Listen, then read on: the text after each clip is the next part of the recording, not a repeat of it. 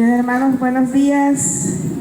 Gracias a Dios, ¿verdad?, que nos da este privilegio de compartir su palabra. ¿Puede sentarse, hermanos, un momentito? Gracias. Ahorita que leamos la palabra nos volvemos a poner de pie.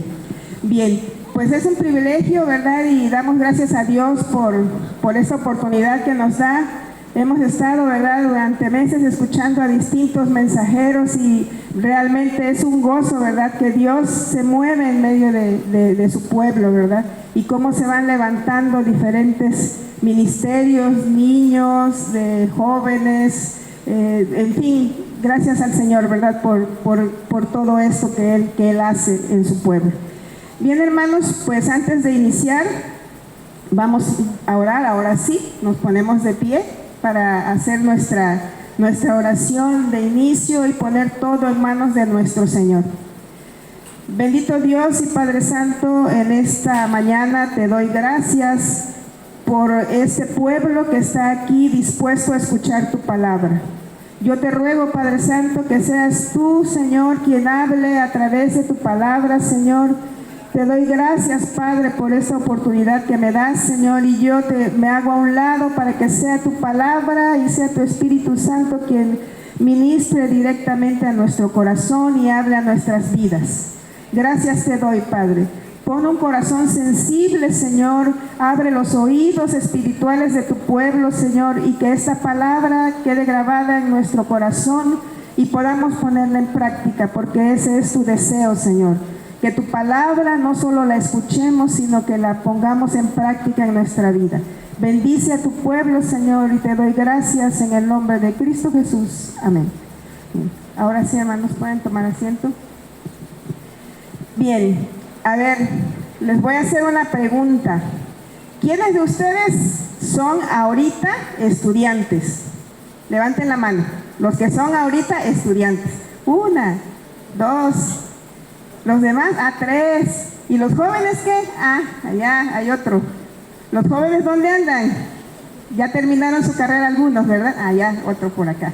Ahora, ¿quiénes fueron estudiantes alguna vez? ¿Quiénes estudiaron? ¿Verdad? Todos. Ahora, como estudiantes, ¿cuál era la palabra más temida por todos nosotros? Examen. Pues, ¿qué creen? Hoy vamos a tener un examen. Hoy vamos a tener un examen, ¿sí, hermanos? Entonces, ¿y saben qué? Va a ser pero pónganse contentos, porque ese examen usted se va a autoevaluar. O sea que si usted quiere ahorita, desde ahorita ya se puede aprobar, ¿sí? Porque es una autoevaluación. Pero además va a ser, ¿qué creen? Lo que nos gusta. ¿Examen a qué? A libro abierto. ¿Sale? Examen a libro abierto. El problema es que el libro es este. Este es el pequeño detalle, que el libro contra el cual nos vamos a autoevaluar es la palabra de Dios, es la Biblia, ¿sí? Y en todo examen hay preguntas, pero este examen nada más va a tener una pregunta. Así que póngase abusado y anótela, porque si no la anota, pues no va a saber qué contestar, ¿sí? Y la pregunta es esta: ¿mi vida complace a Dios? Esa es la pregunta. Solamente esa pregunta, hermanos, ¿sí? Para este examen. Y para este examen nos vamos a ir a nuestro libro y vamos a irnos a Apocalipsis capítulo 3, versos 14 al 22. Y yo sé de alguien que se va a poner muy contento cuando escuche qué es lo que vamos a hermano Omar, ¿verdad? Okay. Bueno, entonces vamos a ver Apocalipsis capítulo 3, verso 14 al 22.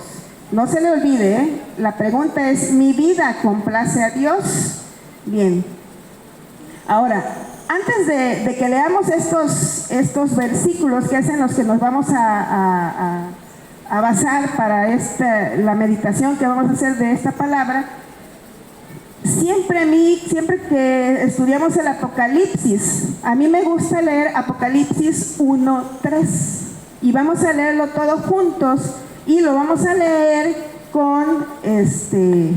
lo vamos a leer en voz alta, juntos. A ver, no sé si ya lo puso aquí el hermanito. 1-3 primero. Perdón, sí, 1-3.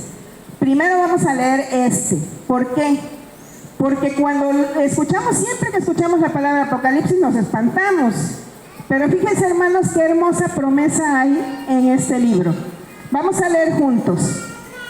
Bienaventurado el que lee y los que oyen las palabras de esta profecía y guardan las cosas en ella escritas, porque el tiempo está cerca. Dice, bienaventurado el que lee. Yo estoy leyendo. Bienaventurado el que lee. Y bienaventurados los que oyen. Ustedes son bienaventurados también, ¿sí? Todos somos bienaventurados.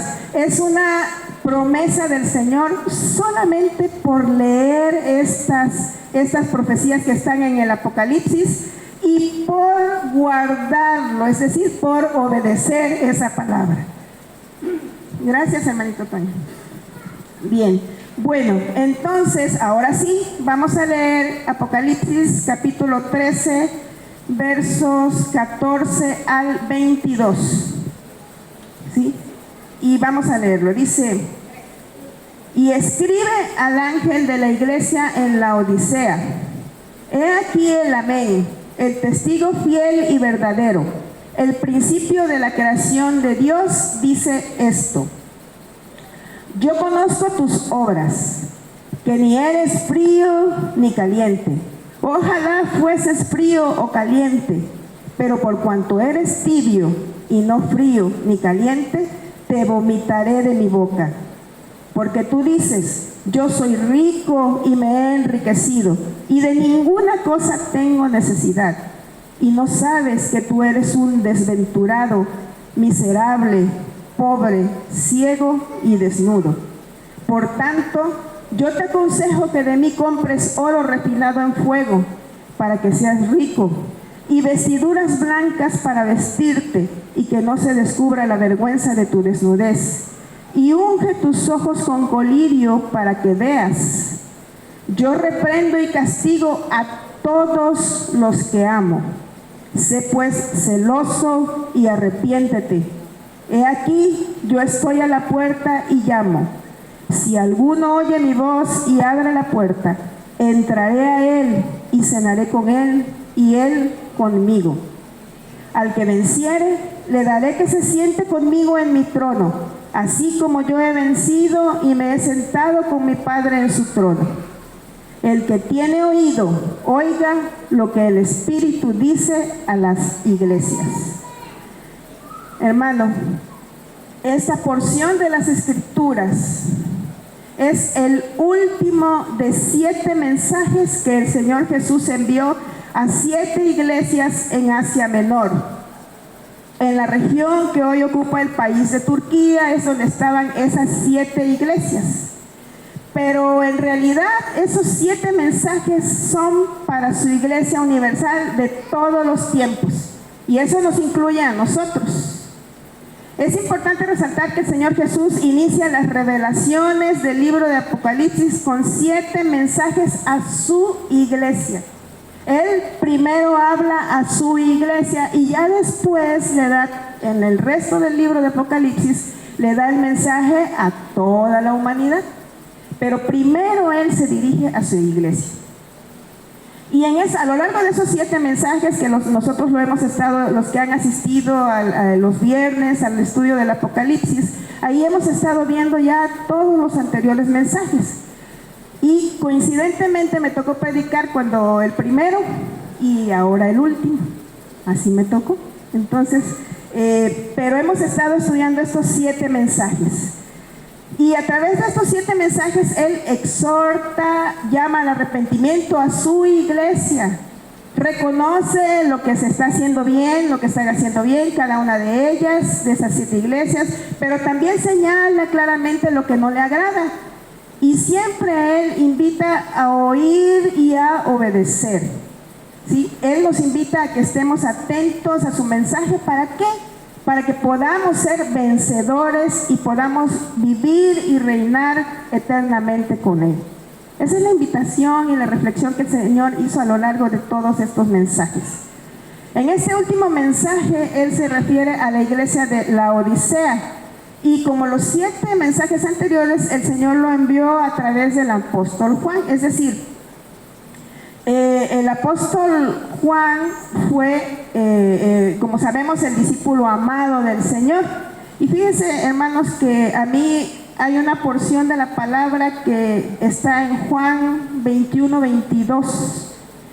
Juan 21:22. Vamos a esperar que nuestro hermanito nos ponga lo que dice la palabra. Y ahí nos narra primero cómo iba con el apóstol Pedro, ¿verdad? Ya le había preguntado a Pedro que si lo amaba, y que si lo amaba 3 veces, que apacentara las ovejas. Iban caminando y de repente Pedro le pregunta, ¿y este qué? Refiriéndose al apóstol Juan. Y el Señor le dice, si quiero que él quede hasta que yo venga, ¿qué a ti? Le dice al apóstol Pedro, ¿no? Sígueme tú. Entonces, esta porción, esta parte de la palabra a mí siempre me llamó la atención. Y yo pensaba, ¿y qué querrá decir el Señor con esto? Y un día, estudiando el Apocalipsis, el Señor me dio, me dio a entender qué era lo que Él quería decir. A raíz de eso que dijo el Señor, se difundió entre los apóstoles la creencia de que el apóstol Juan no iba a morir y que iba a estar vivo hasta que regresara el Señor.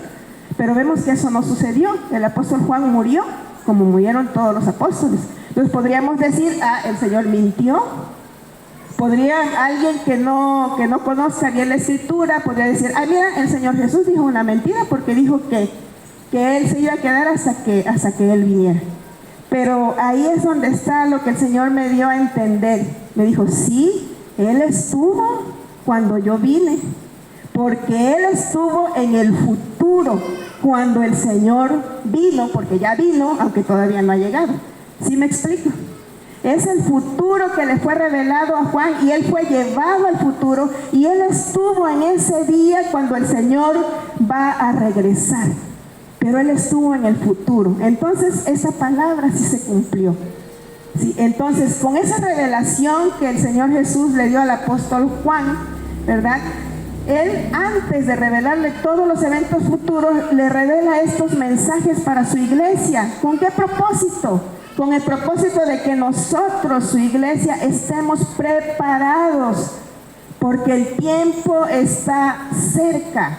Como dice Apocalipsis 1:3, el tiempo está cerca y el Señor quiere que estemos preparados para ese momento. Ahora sí, vamos a ver unas imágenes que traigo por ahí. Gracias. Estas imágenes nos van a ayudar mucho a entender este mensaje, hermanos. ¿Qué le doy? Ok. Dice que tenga yo paciencia, dice el hermanito. Okay. Bien, nos van a ayudar mucho estas imágenes a entender este mensaje. Este mensaje nosotros lo hemos escuchado muchas veces y lo hemos entendido, pero créanme que tiene un significado muchísimo más profundo. ¿Ok? Vamos a esperar. Bien, antes les voy a ir adelantando. La iglesia de Laodicea se encontraba, como ya les he comentado, en Asia Menor, en el territorio que hoy pertenece a Turquía, a 10 kilómetros de una ciudad llamada Hierápolis y a 17 kilómetros de otra ciudad llamada Colosas. ¿Ok? A ver, ¿avanza o no avanza? ¿No quiere avanzar? ¿Y si le das ahí avanzar para que me vaya a ¿es eso? Gracias. Entonces aquí tenemos, ¿verdad?, nuestro mapa. Ahí vemos el mapa del lado del continente euroasiático africano. Ahí tenemos a Europa, África y Asia. Lo que está de verde es Asia Menor. Ahí estaban las 7 iglesias a las cuales el Señor Jesús dirigió este mensaje. Vamos a hacer un acercamiento, ¿verdad? Y aquí ya estamos, y ahí tenemos la ubicación de las 7 iglesias.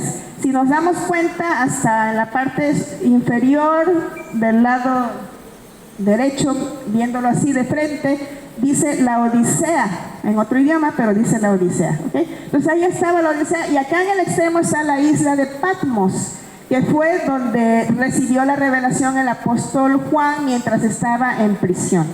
Bueno, ahora, la Odisea estaba junto o cerca a estas dos ciudades, una ciudad llamada Hierápolis, que estaba al noreste, 10 kilómetros, y la Odisea al sur, y Colosas al sureste, 17.5 kilómetros.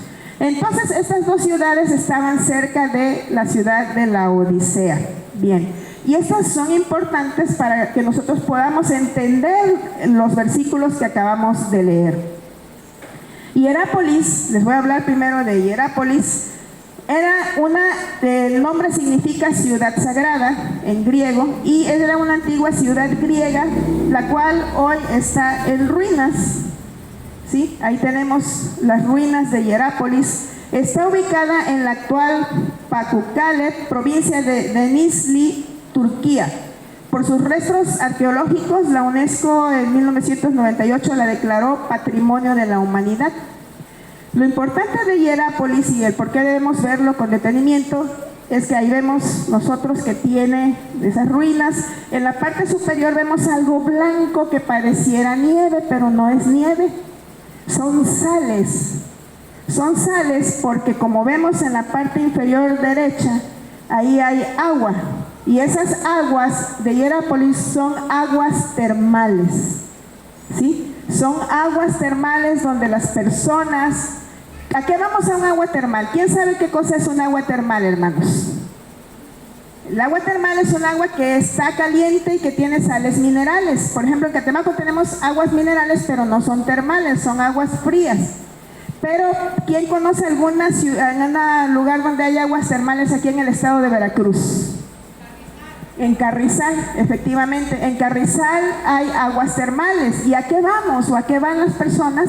Cuando las personas tienen algún padecimiento, alguna enfermedad, van y se bañan en esas aguas termales porque van buscando sanidad, ¿sí? Van buscando recuperar su salud, ¿ok? Entonces, en Hierápolis tenían esas aguas, o tiene esas aguas, porque eso existe en la actualidad, eso es de la naturaleza. Las ruinas, la ciudad, lo que fue anteriormente Hierápolis, ya solo quedan ruinas. Pero de esas aguas termales pues todavía están en funcionamiento, obviamente, porque es algo natural. Y las personas van ahí buscando sanidad. ¿Y qué es el efecto que esas aguas termales tienen en el cuerpo humano? El agua mineralizada, ahí está Hierápolis, ¿sí? Un acercamiento más a esas aguas termales. Y vemos aquí cuáles son los efectos del agua en el cuerpo humano. ¿Por qué la gente va buscando esto? Porque el agua de las termas tiene diferentes efectos desde el punto de vista biológico, físico y químico. El baño en aguas termales aumenta la temperatura del cuerpo, mata gérmenes, virus, aumenta la presión hidrostática, aumenta la circulación sanguínea y la oxigenación. Y este aumento de temperatura, porque las aguas están calientes, ayuda a disolver y eliminar las toxinas del cuerpo. Al aumentar la oxigenación, el baño en aguas termales hace que mejore la alimentación de los tejidos del cuerpo, aumentando el metabolismo, estimulando al mismo tiempo las secreciones del tracto digestivo, ayudando a la digestión. Si se baña uno repetidamente de 3 a 4 semanas, normaliza las funciones de las glándulas endocrinas, es decir, de nuestro sistema endocrino, y también el sistema nervioso autónomo. También aumenta las defensas de nuestro organismo, da relajación mental y pues es muy benéfica en general, ¿verdad? Podríamos decir entonces, resumiendo, ¿verdad?, que las aguas termales tienen un efecto terapéutico, proporcionan sanidad al cuerpo humano. Entonces no olvidemos esto, ¿verdad? Esas son las aguas de la ciudad de Hierápolis, que estaba a 10 kilómetros de la Odisea. Y también cerca de la Odisea estaba esta otra ciudad. Esta otra ciudad, que esta sí es más conocida para nosotros, Colosas. ¿Quién vivía en Colosas? ¿Quién? En Cabada viven los cabadenses, en Colosas viven los colosenses, claro. Los colosenses sí ahora sí que sí los conocemos porque tenemos un libro que se llama Colosenses. Bueno, pues vivían ahí.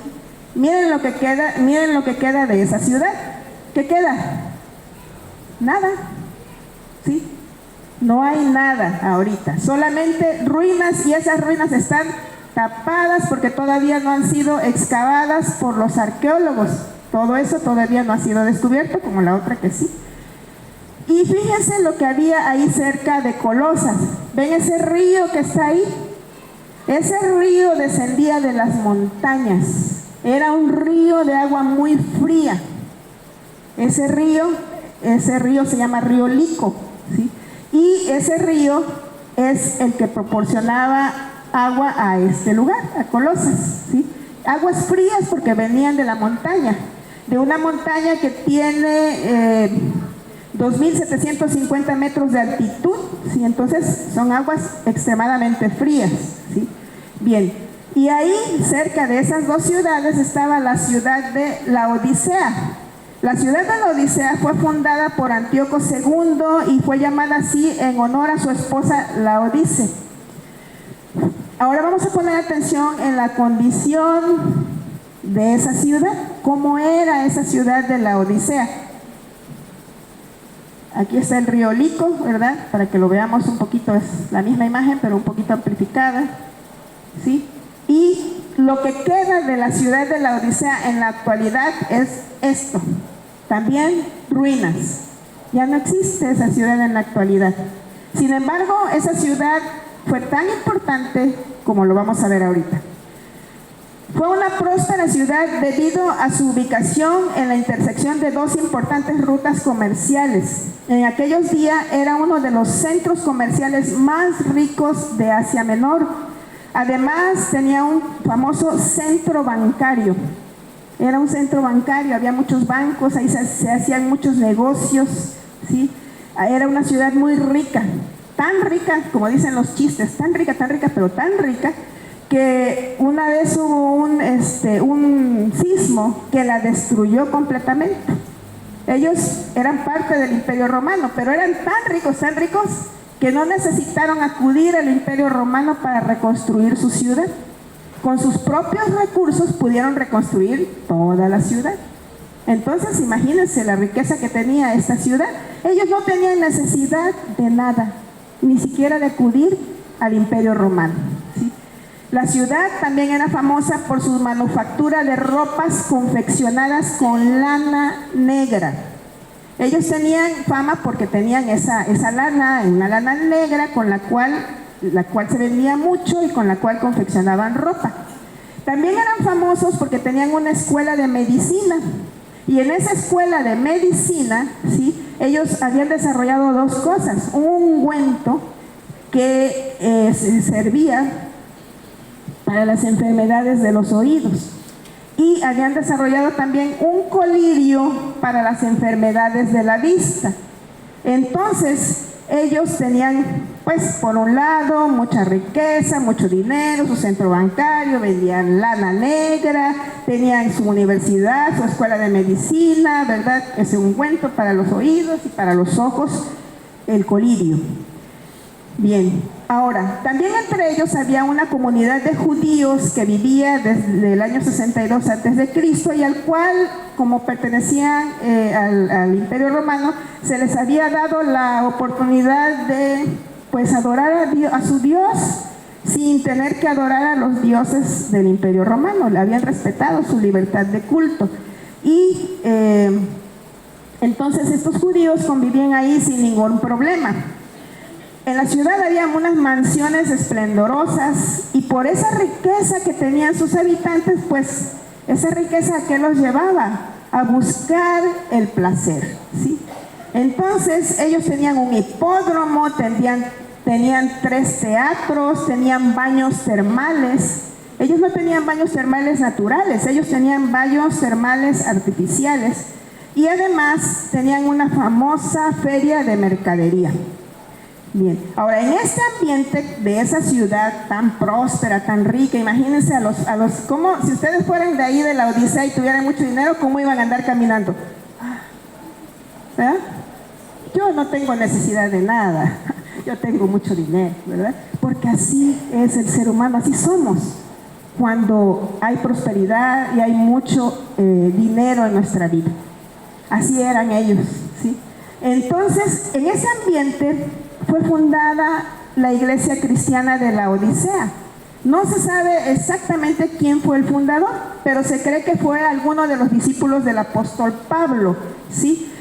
Y el apóstol Pablo escribió una carta que envió a la iglesia de Colosas, y vamos a ver Colosenses 4:16. Colosenses 4:16, porque ahí nos vamos a dar cuenta que también escribió una carta para la iglesia de la Odisea, pero esa carta no llegó a nosotros, no está en la Biblia. Y también dio instrucciones al apóstol que la carta que había enviado a los colosenses se tenía que leer en la iglesia de la Odisea, y que la carta que había enviado a la iglesia de la Odisea se tenía que leer en la iglesia de Colosas. Ahí lo tenemos. Colosenses 4:16 dice: cuando esta carta haya sido leída entre vosotros, haced que también se lea en la iglesia de los laodicenses, y que la de la Odisea la leáis también vosotros.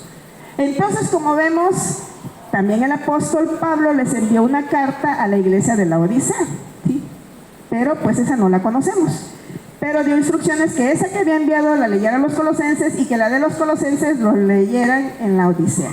Bien, entonces por eso se cree que alguno de sus discípulos fue el fundador de la iglesia de la Odisea, pero no hay la certeza. En cuanto a esto, ¿verdad? Conforme vayamos avanzando, vamos a ver cómo la ubicación geográfica de la Odisea y la vecindad con esas dos ciudades es muy importante para poder entender el mensaje que se envió a esta iglesia que ya no existe, pero que hoy es el mensaje que Dios tiene para nosotros. ¿Okay? Ahora sí, vamos otra vez a Apocalipsis 3:14. Apocalipsis 3:14. Ahí empieza el mensaje que nuestro Señor Jesucristo le dio al apóstol Juan para que lo leyera y lo enviara a la iglesia de la Odisea. Y le dice el Señor al apóstol Juan: y escribe al ángel de la iglesia en la Odisea: he aquí el Amén, el testigo fiel y verdadero, el principio de la creación de Dios, dice esto. Dice el Señor: escribe al ángel de la iglesia en la Odisea, escribe al pastor, escribe al líder, escribe al dirigente en la iglesia en la Odisea: el Amén, el testigo fiel y verdadero, es decir, el Señor Jesús. El Señor Jesús se presenta aquí como el Amén, como el fiel. ¿Por qué? Porque Él cumplió perfectamente la voluntad de Dios. Él es el que con su vida y su obediencia complació y complace plenamente al Padre. Él es el gobernante sobre toda la creación de Dios. Él siempre ha existido desde la creación de todas las cosas del mundo y del universo. Él siempre ha existido, existe y existirá. Él es eterno.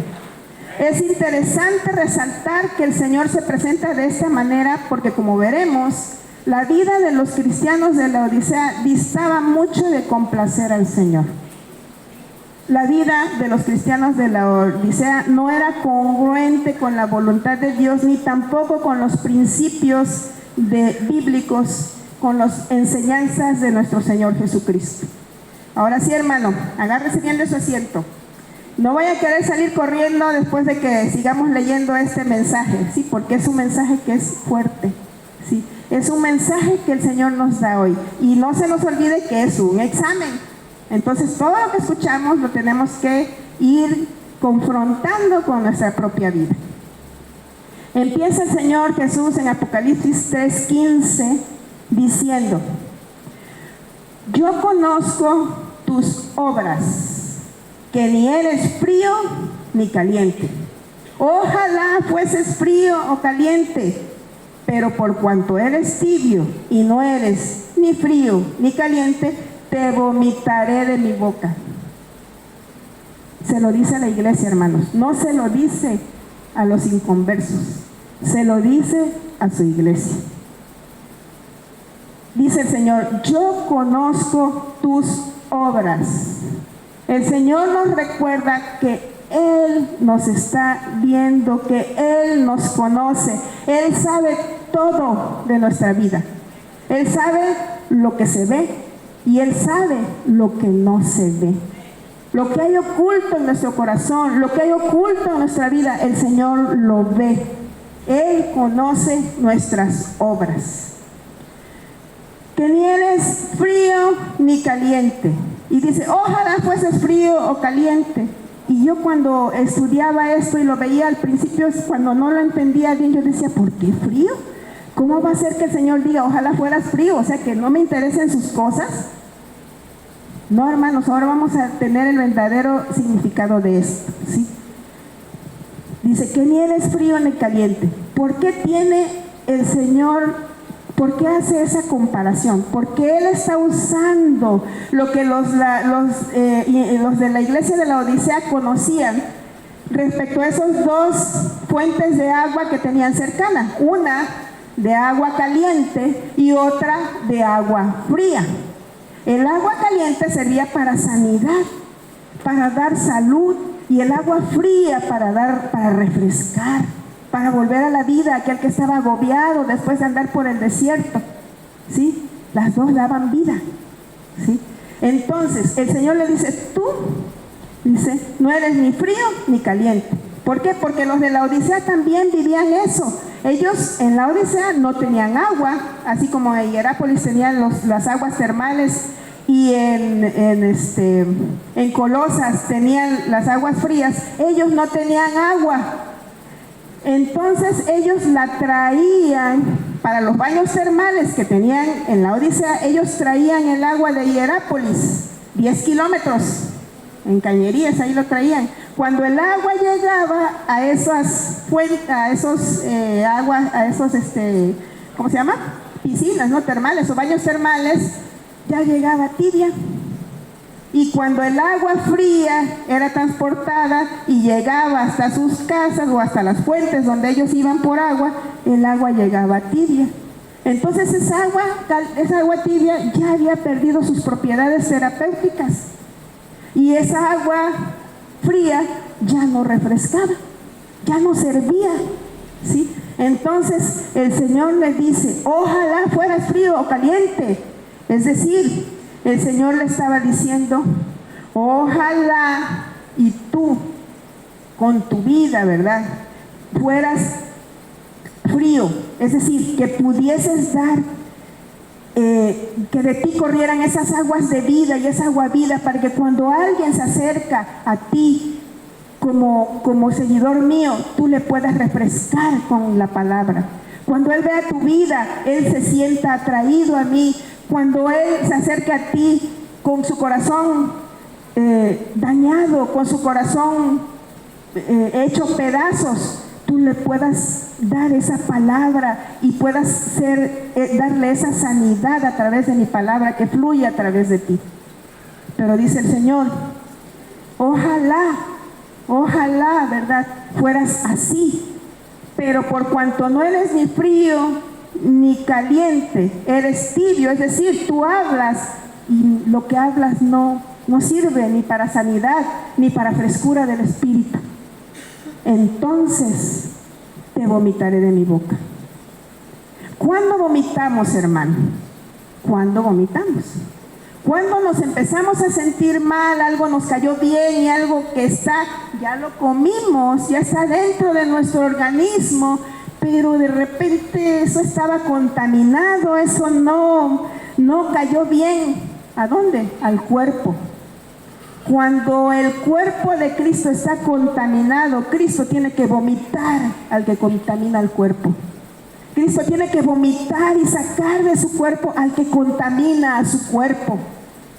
Y el Señor hoy nos está diciendo, te vomitaré. En el griego escuché en una enseñanza que dice, en el original no dice te vomitaré, que está en futuro. Para nosotros está en futuro, te vomitaré. Todavía no lo vomita, lo va a vomitar. Dice, estoy a punto de vomitarte, pero todavía no te he vomitado, dice el Señor. ¿Sí? Entonces, en este momento, hermanos, vale la pena preguntarnos y recordar la pregunta inicial. ¿Mi vida complace a Dios? ¿Estoy agradando a Dios con mi vida? ¿Habita su espíritu en mí, de modo que cuando alguien se acerca a mí puede recibir sanidad para su alma o aguas de vida? ¿Estoy viviendo mi vida conforme a los principios del reino de Dios? ¿O acaso soy tibio y no me he comprometido con mi Señor y he permitido que las aguas contaminadas de este mundo me hagan inútil en el reino de Dios? Tal vez ni siquiera he nacido de nuevo. Estoy aquí, pero no he nacido de nuevo. Hermanos, son muy duras las palabras que el Señor le dice a la iglesia de la Odisea. Después de estudiar los 7 mensajes, este mensaje a la iglesia de la Odisea es el único mensaje en el cual el Señor no le encuentra nada bueno a la iglesia. No hay nada que el Señor le alabe a esta iglesia. Nada. ¿Sí? Sigamos leyendo. Apocalipsis 3:17. ¿Cuál era la causa por la cual habían caído en ese estado que era tan desagradable a Dios? En el capítulo 10, en el verso 17 dice, porque tú dices, yo soy rico y me he enriquecido, y de ninguna cosa tengo necesidad. De ninguna cosa tengo necesidad. Si no tengo necesidad de ninguna cosa, pues no tengo necesidad de Dios. Yo soy autosuficiente, yo puedo con todo. Yo soy el rey de mi vida. Así era el comportamiento de estos cristianos de la Odisea. ¿Sí? Y le dice el Señor, y no te has dado cuenta que tú eres un desventurado, miserable, pobre, ciego y desnudo. Y vamos a analizar qué significa cada una de esas palabras que dice el Señor. ¿Sí? Esa iglesia, ¿verdad?, era autosuficiente. No tenían conciencia de que no estaban agradando al Señor. Ellos decían, mira, hemos prosperado mucho porque Dios nos bendice. Mira, cuánto oro y cuánta plata porque tenemos la bendición de Dios. Mira, pero ellos se habían puesto otra vez a ellos mismos en el centro de su corazón. Y el Señor les dice, ¿no sabes que tú eres un desventurado, miserable, pobre, ciego y desnudo? Desventurado. Desventurado es aquella persona que tiene gran dolor, sufrimiento, todo le sale mal, alguien que no tiene la gracia, ni el favor, ni la bendición de Dios. Ese es el desventurado. Contrario al bienaventurado. Leímos, ¿verdad?, en el 1:3, bienaventurado. Es decir, tiene el favor de Dios, tiene la bendición, le agrada a Dios el que es bienaventurado. Pero el desventurado, Dios, ahí está. Casi ni lo ve Dios, ¿sí? No tiene el favor ni tiene su bendición. Le dice el Señor, eres desventurado y eres miserable. Miserable es aquel que está en un estado de pobreza extrema. Vaya, es el más pobre de todos los pobres, ¿sí? Es el miserable. Y esa era la condición espiritualmente hablando de la iglesia de la Odisea. Eran miserables, ¿por qué? Porque habían sacado al Señor de sus vidas, a pesar de que ellos pensaban que estaban bien delante de Dios. Y le dice el Señor, y además eres pobre. Bueno, pobre, ¿por qué pobre? Cuando le dicen, ay, pobrecito, porque aún en ese estado Dios lo veía con misericordia. Un pobre es alguien de poco valor, desgraciado que despierta compasión. Cuando Jesús no está en nuestra vida y nuestro corazón, somos personas que no tenemos ningún valor ante los ojos de Dios. Cuando Jesús no está en nosotros, nosotros delante de Dios no valemos nada. Además le dice el Señor, eres ciego. Eres ciego.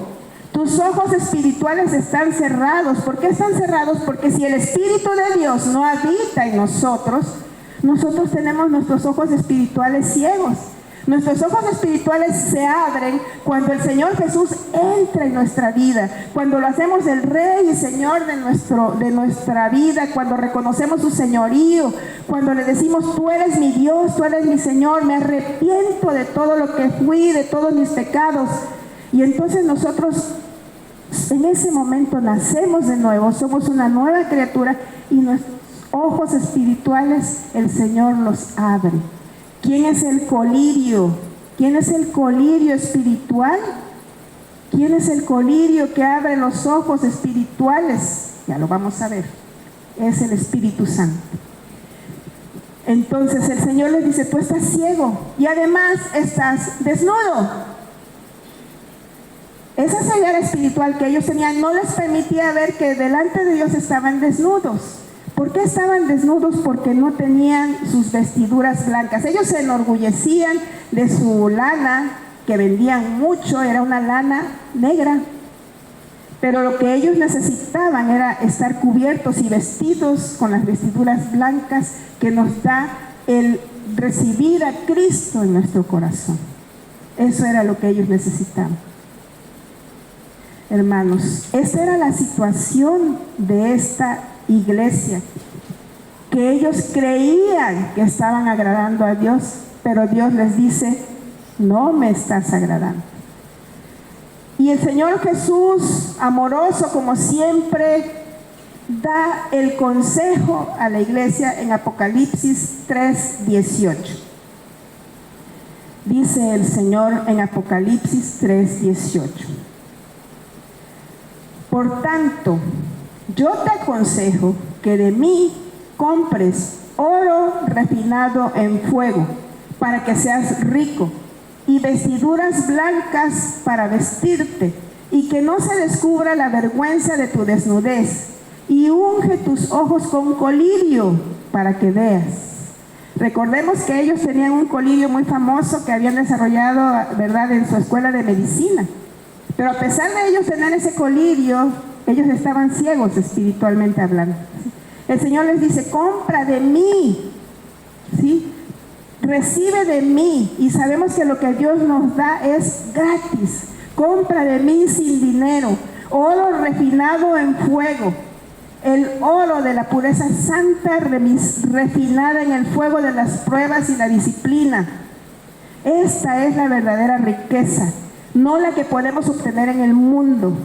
El Señor Jesús nos ofrece las riquezas celestiales, esas riquezas que no nos puede robar nadie, esas riquezas que no se corrompen, esas riquezas que perduran, esas riquezas que nos da el Señor y que nos dan vida eterna, esas riquezas que podremos disfrutar por toda la eternidad y que nos las da gratuitamente el Señor.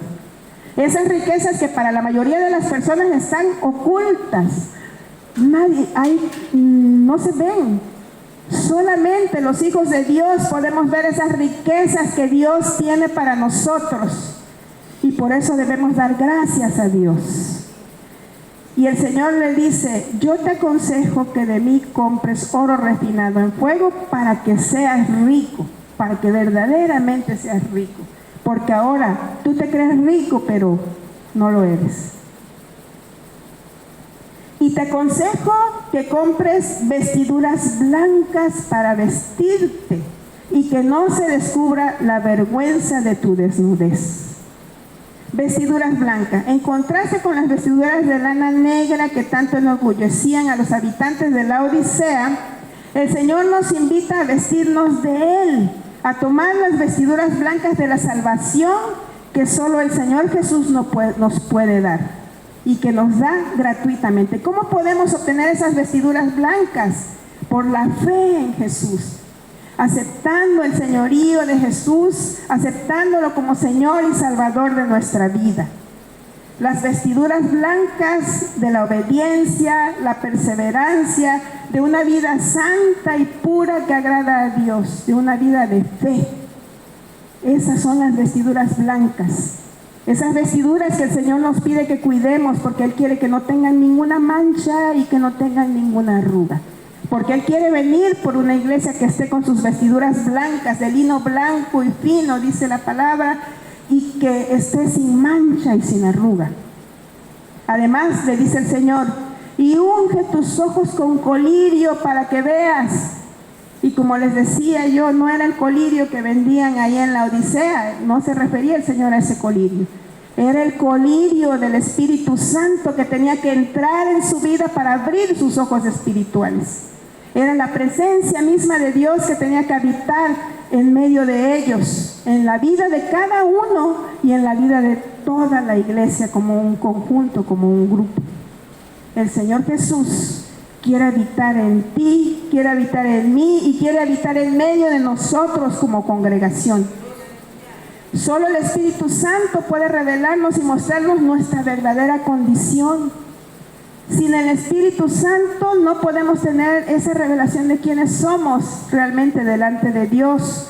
Nuestra vergüenza y nuestra desnudez solamente nos la revela el Espíritu Santo. Él es el que nos convence de pecado y de juicio. Él es el que nos hace llorar delante de la presencia de Dios cuando vemos nuestra condición y que estamos destinados a la muerte. El Espíritu de Dios no nos engaña, porque Él es el Espíritu de verdad. El Espíritu que está en este mundo, que está alrededor de nosotros, es un espíritu de mentira. Todo lo que dice y hace es mentira. Te quiere robar lo que tú tienes. Pero el Espíritu Santo te quiere abrir los ojos espirituales y te quiere volver al Señor. Y el Espíritu Santo de una manera amorosa dice a través de Apocalipsis 3:19, yo reprendo y castigo a todos los que amo. Sé pues celoso y arrepiéntete. El Señor nos está diciendo, como cantábamos en esa alabanza, Dios me ama. Y nos ama tanto el Señor que nos reprende, que nos regaña, que nos señala lo que estamos haciendo mal, porque nos ama. Pero si Él primero viene amorosamente y nos dice, mira hijo, estás mal, no hagas esto, mira que mi palabra claramente dice que esto no es agradable a mis ojos. El Señor primero viene de manera amorosa con nosotros. Pero si nosotros seguimos en nuestra necedad, el Señor entonces toma la vara y nos corrige de una manera más firme. Pero si aún con la vara no entendemos, entonces el Señor va a tener que vomitarnos de su presencia, porque estamos siendo desagradables, porque contaminamos el cuerpo de Cristo, y Él viene por una iglesia sin mancha y sin arruga. Por eso el Señor hoy nos dice, arrepiéntete. El día del arrepentimiento es hoy. Mañana no sabemos si tendremos tiempo. El viernes fui al sepelio de un compañero de trabajo. Él, como todos, salimos el día de vacaciones con la esperanza de regresar mañana.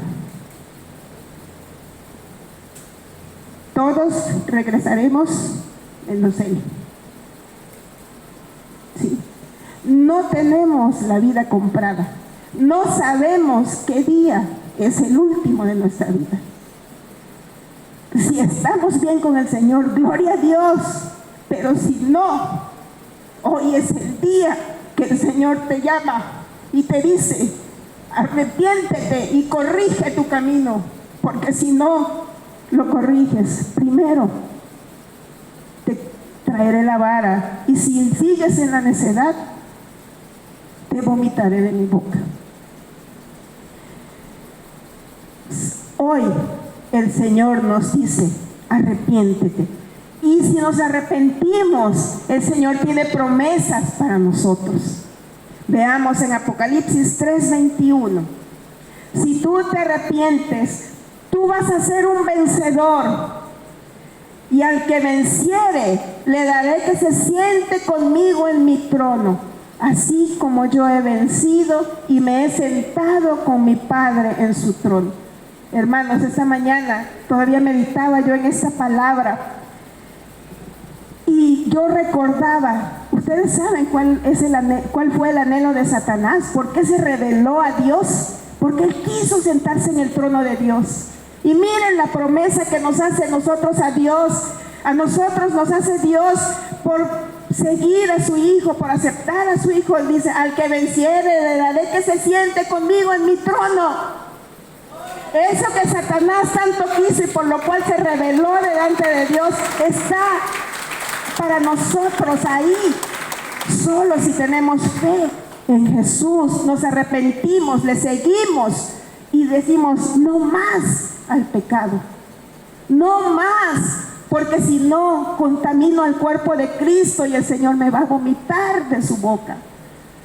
Hermanos, este es el momento en el que el Señor nos vuelve a decir en Apocalipsis 3:22, el que tiene oído, oiga lo que el Espíritu dice a las iglesias. Voy a pedir a mis hermanitos del grupo de alabanza si me apoyan, por favor. Este es el momento de recordar esa pregunta del examen de hoy. Una pregunta, hermanos, una solamente. ¿Mi vida complace a Dios? Hermano, Dios nos llama hoy como individuos y como iglesia a dejarlo entrar plenamente en nuestras vidas, a dejar que su Espíritu Santo nos transforme y nos limpie por completo. Él nos está llamando. Póngase de pie, hermano. Vamos a orar. Si este mensaje ha tocado tu corazón, hermano, si te has examinado y no te has encontrado digno, o todavía hay dentro de ti, en tu vida, cosas que el Señor tiene que arreglar, es el momento de ponernos a cuentas con el Señor. Si hay alguien aquí que nunca ha entregado su vida a Jesús, hoy es el día en que el Señor te está diciendo, he aquí, yo estoy a la puerta y llamo. He aquí, yo estoy a la puerta y llamo. ¿Y saben por qué estaba llamando el Señor a esta iglesia? La estaba llamando porque estaba a la puerta. Si el Señor estuviera a la puerta aquí, ¿dónde estuviera? Allá, afuera. Él dice, he aquí, yo estoy a la puerta y llamo, y le está diciendo a la iglesia de Laodicea, estoy a la puerta y te estoy llamando, porque estoy afuera. No estoy adentro, estoy afuera. Pero el Señor hoy nos dice, quiero entrar a tu vida. Si nunca le has recibido, hoy es el día para que le puedas recibir. ¿Hay alguien nuevo aquí que nunca haya estado entre nosotros? ¿Hay alguien nuevo que nunca haya recibido al Señor en su corazón? ¿No? Entonces, es para la iglesia, hermanos, el mensaje. Es para nosotros. Si estamos batallando con el pecado, si todavía estamos batallando, si todavía en nuestra vida hay cosas con las que estamos luchando, vicios, pensamientos, debilidades, es el momento de decirle al Señor, Señor, aquí estoy. Perdóname, Señor, porque no he sido fiel. Perdóname, Señor, porque en lugar de estar en perfecta comunión y unidad contigo, estoy en perfecta comunión y unidad con el mundo. Estoy en perfecta comunión y unidad con Netflix, con Facebook, con todo menos contigo, Señor. Hoy te pido perdón, Señor. Te pido perdón porque quiero ser, como dice tu palabra, como esas aguas termales que dan alivio al que está necesitado. Porque quiero que de mí broten ríos de agua viva que salpiquen a todos los que están alrededor. Que seamos una iglesia santa, una iglesia sin mancha ni arruga en la cual habite el Señor Jesús. Oh sí, Señor, bendito eres, Cristo. Santo eres, Señor. El Señor quiere una iglesia que con su alabanza perfume de adoración. El Señor quiere una iglesia que dé sanidad al alma necesitada.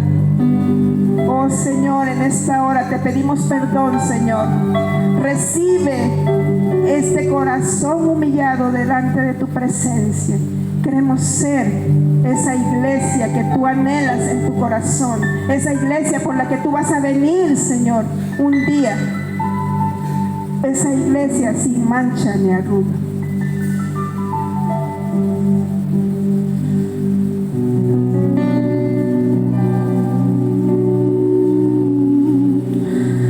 Hace tanto tiempo yo compré una iglesia a precio de sangre entre crudo dolor. Hace tanto tiempo que envié a mi hijo para rescatar lo que se perdió. Hace tanto tiempo que estoy deseando esa humilde entrega de un adorador que solo se postra ante mi presencia y no las ofertas de una posición. Hace tanto tiempo que estoy deseando que muestren mi imagen que las del amor, que no se confunde entre tanta gente, que sea distinta solo como yo, que no se divida como suele a veces, entrando en contiendas y en discusión, buscando alcanzar ser más grande que el otro, si en un universo el grande soy yo. Yo quiero una iglesia que me dé la gloria y procure la unión. Yo quiero una iglesia que sane al herido, que rompa cadenas, liberte al cautivo, que aclare la mente al que está confundido y que hable verdad. Yo quiero una iglesia que con su mirada le brinde esperanza al alma angustiada. Yo quiero una iglesia que sane la herida de la humanidad. Yo quiero un rebaño donde mis ovejas se sientan seguras y llenas de paz, donde mi palabra sea su alimento, allí quiero morar. Esa es la iglesia que el Señor quiere. Una iglesia sin mancha ni arruga, que pueda dar sanidad al alma perdida. Gracias, Señor. Yo quiero una iglesia que con su alabanza perfume mi trono, me dé ese lugar. Una iglesia que sepa hacer diferencia entre el bien y el mal. ¿Dónde está la iglesia que fue perdonada y que fue librada del castigo atroz? Aquella que al ver si alguno ha caído le extiende la mano y perdona su error. Iglesia despierta, ya llegó el momento de tu redención. ¡Iglesia despierta! Yo quiero una iglesia que sane al herido, que rompa cadenas, liberte al cautivo, que aclare la mente al que está confundido y que hable verdad. Yo quiero una iglesia que con su mirada le brinde esperanza al alma angustiada. Yo quiero una iglesia que sane la herida de la humanidad.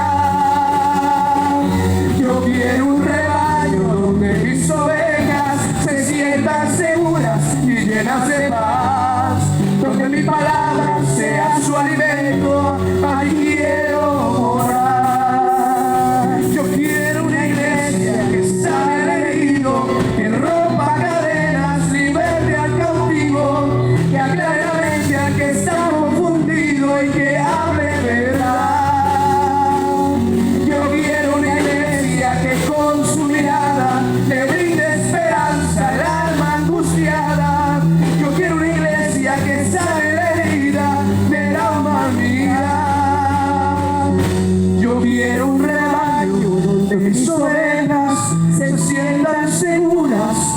llenas de paz, donde mi palabra sea su alimento, allí quiero morar.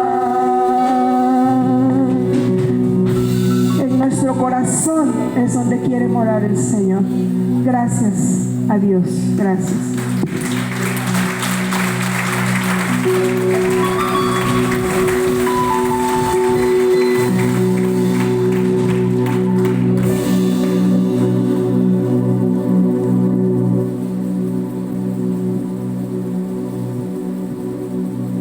Bueno, pues hemos escuchado esta hermosa enseñanza que ha impartido la hermana Carmen. Bueno, vamos a orar para terminar este servicio. Padre Santo, te damos gracias, Señor, por esta enseñanza, Padre. Gracias, Dios, porque tú eres bueno y para siempre es tu misericordia, Señor.